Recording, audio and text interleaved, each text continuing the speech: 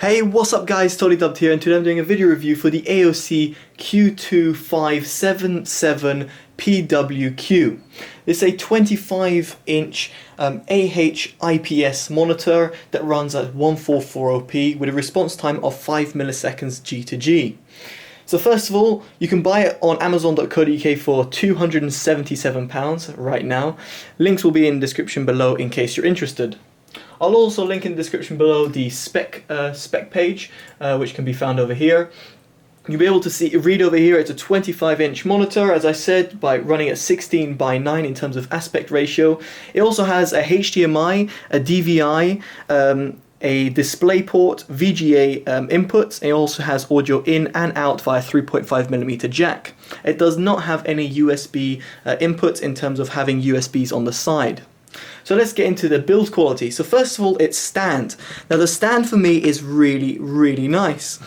What I like is that it's really nice sturdy stand. It actually looks quite nice as well. It's a bit of a fingerprint magnet, but that's not a big issue because I don't see people touching their monitors like that so often. But it's got a very nice build quality and it's very solid. It doesn't really move, as in the monitor doesn't wiggle too much. The beauty of the stand as well is that it can enable the monitor to actually fully pivot and rotate. So if I just take this back just a little bit, and then you'll be able to see I can go up and down, I can tilt, and I can do a full 180, which is brilliant. So in terms of the stand goes, it's very strong and it can hold up the monitor. It means you can turn it in all different ways that you wish. So it's brilliant in terms of a workstation monitor. Now, one thing that really does stand out for me in terms of its design is the actual thin bezels. It's very thin.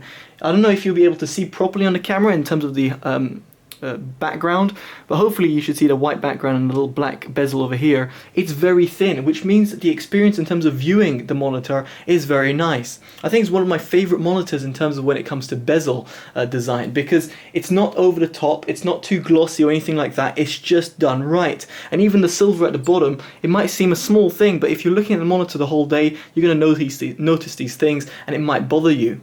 Especially when it comes to watching movies, I find that it's brilliant because when you max out the screen, say for example if I max out Chrome over here, you can see it looks very full. It's like the whole monitor is full there, there's hardly anything holding it back. Whereas with other monitors you've got massive bezels on the sides which make it look just a little bit a bit more annoying.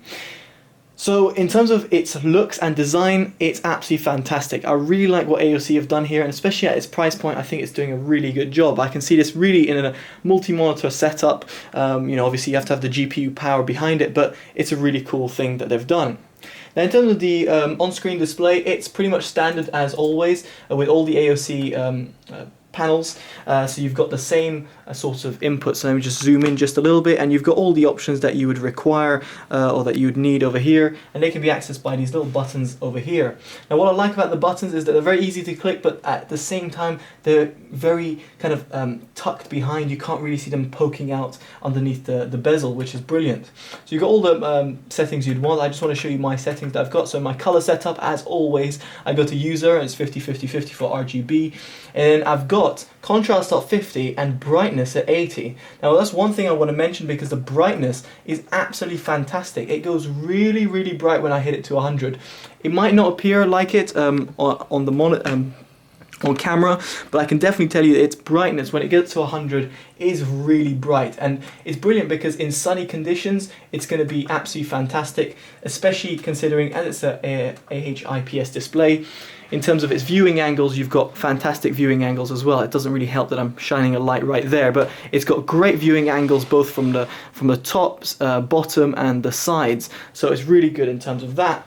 I read somewhere about backlight bleeding, but I didn't really notice that much backlight bleeding on the monitor, so I'm very happy to report that it's good. Now what about the panel itself?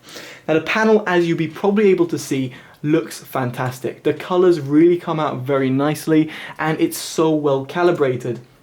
Again, I read that it's not very well calibrated out the box, but I just went on custom, as you saw over there, as I do with all my monitor reviews, and I was very, very impressed. I was stunned actually of how beautiful this monitor looks. The colors are very accurate. They've got a deep blacks as well, especially for our IPS display, and obviously the resolution, you know, 144p, and these are 144p wallpapers by the way, looks really, really good and makes that detail just sharp.